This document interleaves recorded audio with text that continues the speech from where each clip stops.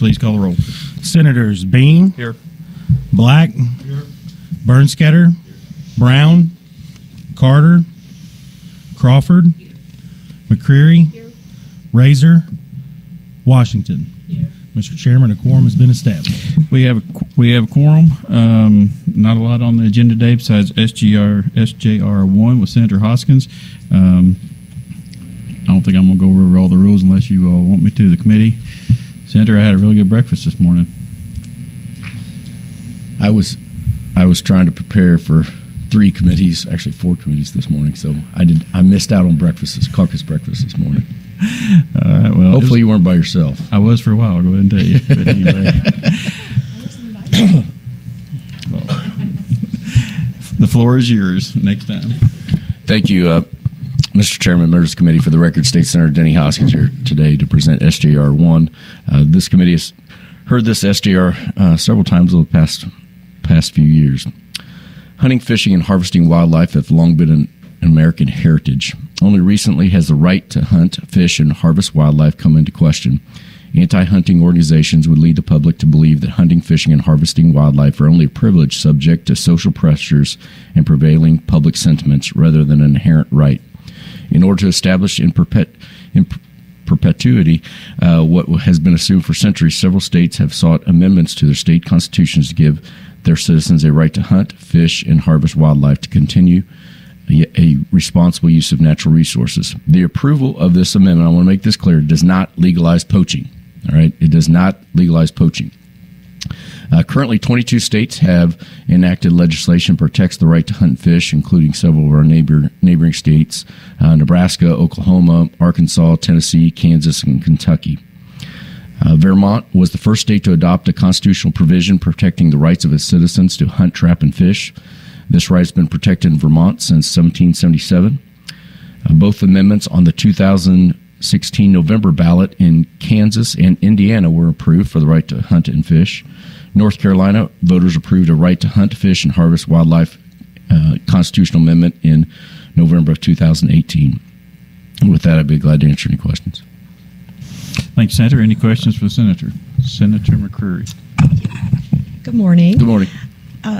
So one of the phrases in there that I was wondering about is, what do you mean by traditional hunting methods? When we talk about traditional hunting methods, it could be firearm, it could be bow, crossbow. Those would be considered traditional hunting methods.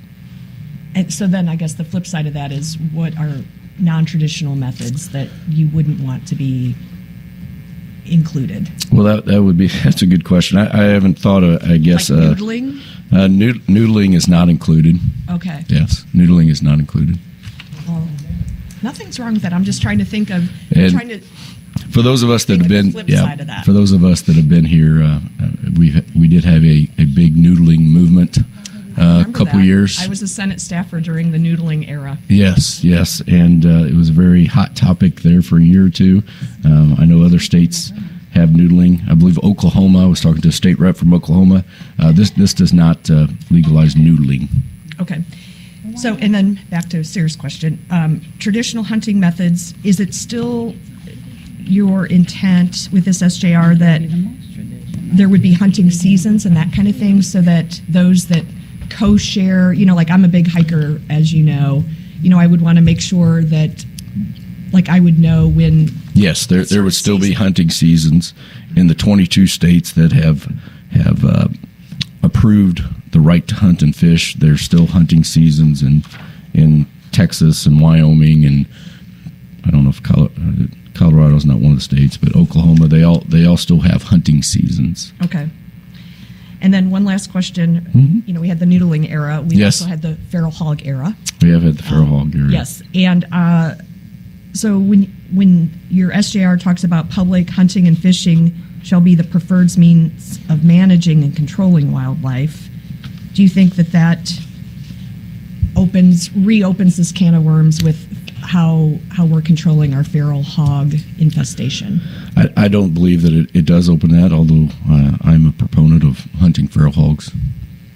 For sport? Yes, for sport. Okay. All right. Very good. Mm-hmm. Thank you. You're welcome. Senator Washington. Did you have a question? Yeah. He threw me off with the last comment. So, on page 1, line 9, it mentions no law, rule, or regulation shall unreasonably restrict. Who makes the determination if it's reasonable or unreasonable?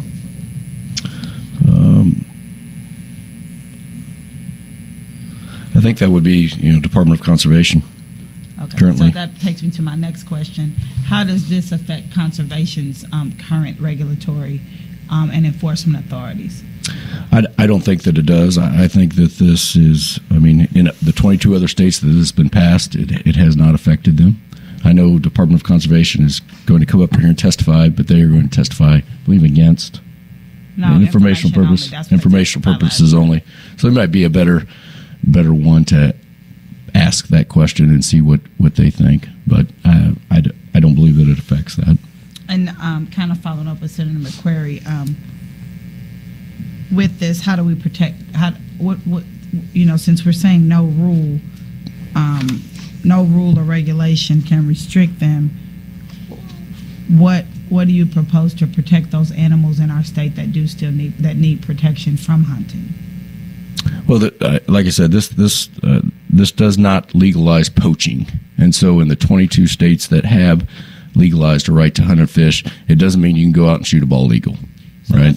Let's say today we may not say black bears are in danger, but we do after we enact this. Then who comes back to make sure that nobody's hunting our black bears? Well, I think that falls to the Department of Conservation as well. That would be poaching if you hunted a black bear right now. Okay, so but where would it? How do we fix that? Because it says no law, rule, or regulation shall restrict the hunting. But it says unreasonably restrict but hunting. We don't define it. So are you willing to work with someone to define unreasonable? Yeah. Well, unreasonable is probably defined somewhere in statute. You may know better. This takes it away. But so if I work with you, if you would be open to doing that. Okay, thank you. I'd be glad to. And again, we got this. This language is from some of the other 22 states that have passed this, so we are not recreating the wheel right here. We're not coming up with some brand new idea. So this language is based on what some of the other 22 states have done and been successful in order to protect our right to hunt and fish. Any other questions for the Senator? Seeing none, any of those here in favor of SJR1?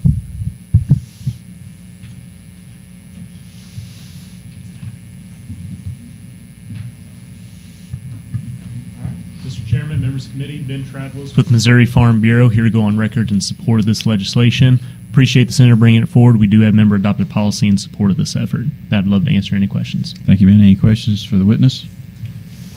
Seeing none, thank you for testimony. In favor of SJR1?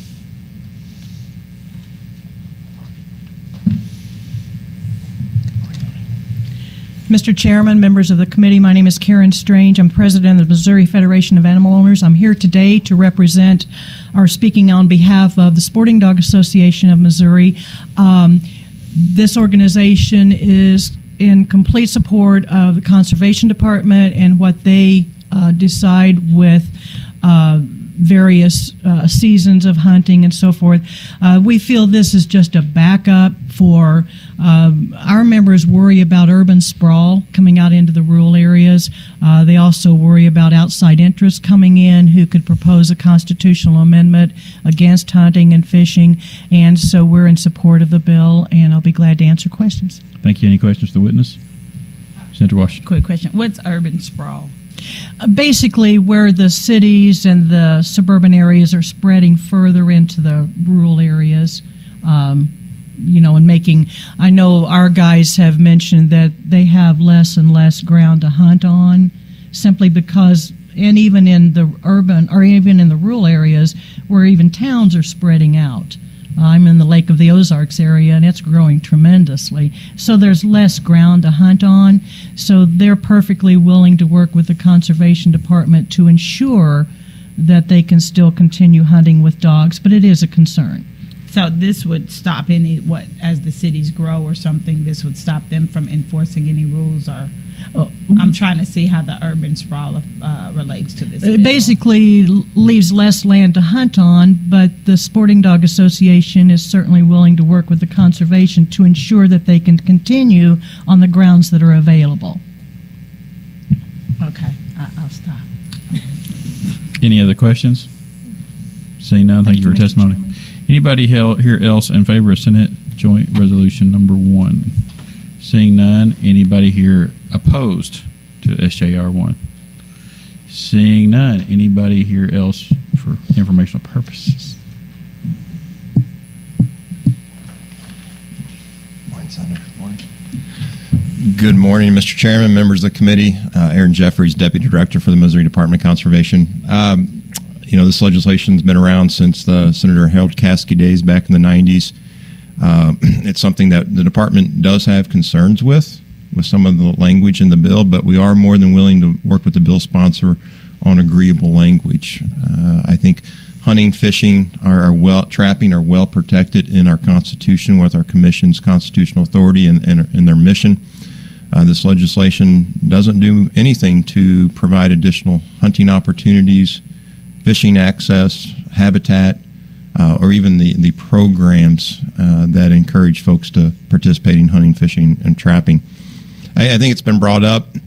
There's some concerns with traditional methods and devices, reasonable means.